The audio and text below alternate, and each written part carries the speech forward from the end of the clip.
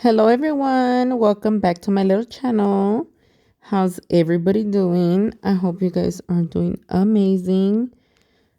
So today we're gonna be doing a nice little Halloweeny set. I think this is gonna be the last Halloween set for me this year because it's already a little bit more than halfway in October, and I don't know, I don't really love Halloween nails, so I just felt like I needed to do at least another set. And then this one's going to be kind of simple. I'm going to be using orange because I kind of felt like I didn't do any orange vibes. And that's a little transition to fall. Somebody did request for me to do stiletto. So here you are, girl. If you were the one who was like, do stiletto, girlfriend, because I don't know exactly what she said, but pretty much she was like, you haven't been doing any stilettos. So I'm like, you're right, girl. I don't know. I've just been stuck in the coffin or like tapered square that I forgot about stiletto. And stiletto is um like October vibes. So this orange color is number 50. It's a nice bright but darkish. It's not dark, but it's not like hella bright, like a carrot color. Um, and the glitter that I'm using is called Jack-o'-lantern. This one is from the Halloween collection, and the nude color is Cover Pink Nude. So I'm gonna be doing a regular French on the ring finger and I believe the index finger. So I'll let you guys see how I do the little Frenchies. Um, but yeah, how'd you guys like my little video the other day? I know a lot of you guys are enjoying it because I was looking at my insights and you guys are watching longer, and I'm like, okay, y'all like the little cheese man, honey. So if you guys want to see more of those videos, just make sure to leave me some suggestion topics below, because when I was asking my Instagram, I feel like I didn't ask correctly or something. So I didn't really get that many questions, but I guess 3 or 4 questions per video is good enough. That way we have a lot more questions to cover later on.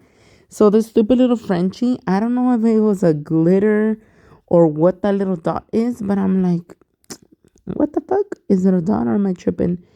And then I tried to kind of like take it off with a brush, but I couldn't. So then I just added um, more nude acrylic to kind of cover it up. And for this nail, I'm doing the ombre backwards. So the pinky, I did it towards the tip. And this one's going to be coming down from the cuticle area. And I personally prefer ombres done this way instead of the tip. But I guess it just depends on the colors or the look. So don't forget to subscribe to my little channel. Leave me a little like and leave me a question or suggestion for my new topics for my next other video. Or I could even do the answers like when I'm doing my nail tutorials, since most of the time you already know what I'm doing. I feel like I'm a little therapist sometimes. Like that's low key what I wanted to be actually. I wanted to be a therapist slash psychiatrist. And I don't know, I just think this is fun and entertaining at the same time. Because sometimes we feel like we're the only ones going through something, but there's more than ourselves going through the same problem or issue in our life, and we can all share it together, girl. Okay, we're gonna be our little support system. Ow. Okay, so this is what the nails are looking like after I have applied the acrylic.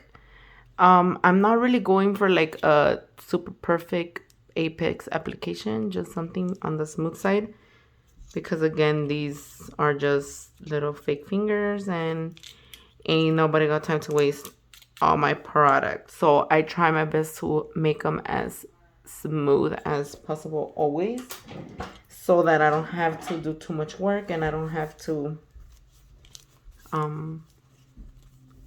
waste a lot of my product. I'm gonna go ahead and put my little glove on so I don't fuck up my nails. And I'm gonna be using my 80 by 100 grit file for the surface of the nail. And this one is the 80 by 100. They're both 80 by 100 actually. But this one is a lot more coarse only because it's, what do you call it? It's, I guess you can say it's reusable if you disinfect it, you know? So it lasts longer. Okay, and they're from different manufacturers as well, so everybody's grits are different. So I'm gonna start off with the side. Actually, no, I always start with the top. Somebody requested some shaping videos, or more than one of you. So this is the way that I start with my shaping. I always start with the top part, like the sides, and I always file one side at a time. This is just my personal preference, but there's no right or wrong filing technique. And then I do the other side. And the reason why I chose to use 2 files is because this one leaves very deep scratches, because it's very coarse, but it gets the job done faster. So it's more like preference which one you want to do, which one you want to use. You don't have to use both, but I'm going to use both. And then again, make sure to keep your keep looking at the side view of your nail so that you don't overfile, because if you don't pay attention, you can overfile the nail real quick and then you're gonna have a flatter side.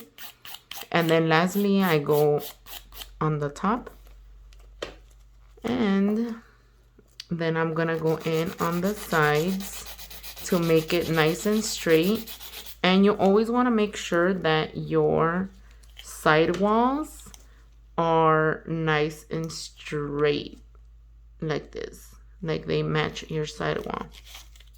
So depending on the nail tips that you use, like sometimes they're a little too big, you'd notice that the side walls are not matching, so you have extra tip. But these fit perfectly.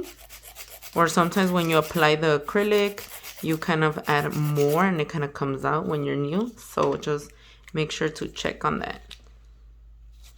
Like, let me see if I could show you on a nail, but no, there's no excess on none of them. So whenever you file stiletto or coffin, you want to make sure to file inwards. You're not going to file straight, you're going to file in, because you're trying to make a point. And you want to try to keep your file from filing from here and down. You don't want to really get into the sidewalls because you can ruin the natural nail shape and you can cut your client. So I like to turn my client around to have her view, because sometimes you see a nail crooked or you see it straight, but in their view it's not. So normally I turn it around and then I try to make the point even sharper in this angle. And then again, you have to look, you have to file both sides a little at a time so you don't overfile one side more than the other. And depending on how pointy your client wants it, that's how slim is gonna be. Just be careful whenever you're doing stilettos that like your client should be careful, because if they're too thin and pointy, they're more likely to break. Like they're easier to break, you know, because there's less acrylic obviously. So if your client is really a really clumsy girl, or she likes to do a lot of things with her hands, just advise that you shouldn't make them too sharp, you know, because then she could like chip off the tip, or don't use her nails for tools, you know. So that's what the shape looks like, nice and pointy. And then actually I don't really need this one because all my filing, I've already done it with that one. I'm just gonna go in with my electric file and then just file a little cuticle area, remove the scratches, and that's it. All right, so now that I have already shaped all the nails and lightly buffed them, I'm gonna go in with my gel polish number 20 and my liner brush to make my little design. So somebody did ask me a few times already, and I forget to record when I file. So here you go, ladies. I hope you guys enjoyed it and learned something from it. I'll try to record it when I do other shapes as well. So if you have um problems with your filing, my hopefully my technique is useful for you. Again, there's no right or wrong filing technique, it's just whatever you prefer. So right here I'm just going to outline the little French a little bit and then start drawing like a little spider web effect. I just saw this on Instagram where the French tips have been spider webs, and I'm like, ooh, that's cute, because normally we do the spider web on a full nail color for the most part, but I thought this was kind of sexy and different. When I was drawing this, I was like, ooh, what if I was to file the bottom arch so that I could give a whole little spiderweb look even cooler, but then I'm like, nah, girl, that's too much work. So right after I cured my black lines, I am going to be using this reflective gel, which is number 98. And it's really cool because it has like a little effect where whenever it's under light or flash, it looks more like silver. It's like, I don't know, I think you could kind of see it right now. But when it's just normal lighting, it's black with a little bit of glitter. It's pretty cool. And I just felt like that would give it a nice little touch. Since we're not gonna be adding any bling to the set, I was like, okay, this will look simple, a little bit of glam, and it would be nice for a photo, or a little video with flash. And this gel is also available on the website. It's been a very popular hot item for this month. We only have a few of them left, so if you haven't already grabbed yours, go get it. And then this is a new product that I will be releasing in the next week or two. So it's called 3D sculpting gel. Pretty much you can make little figures with it or whatever you want. I'm gonna be using it to make a spider.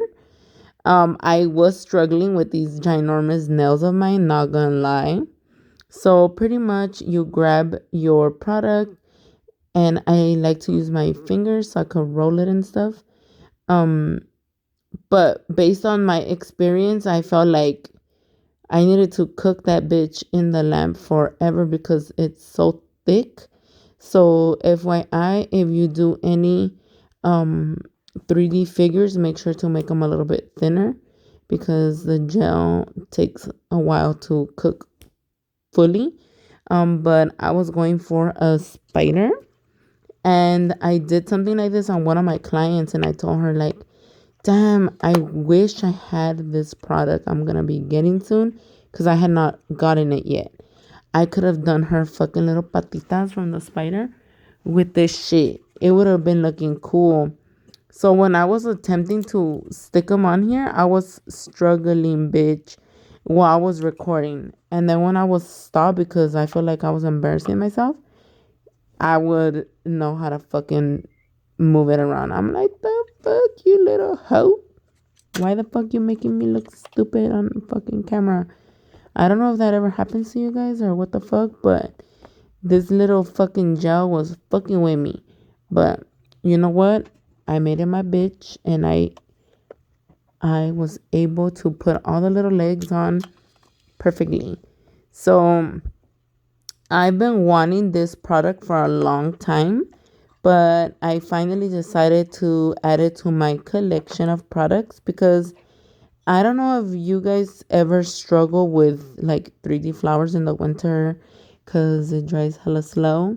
Well, that's my problem. So I'm hoping this will be our BFFs in the in the winter time, because the gel does not dry until you put it in the lamp. So, girl, you have more than enough time to play with it. I'm gonna try to make another video on like 3D flowers and stuff, or other designs that we could use this 3D sculpting gel. Like I said, I will be releasing it in a week or two. I don't have an exact date, but I have like 20 fucking colors, bitch. Yes, girl. I'm a little addict. Don't forget to give me a thumbs up, and I'll see you guys next time. Bye.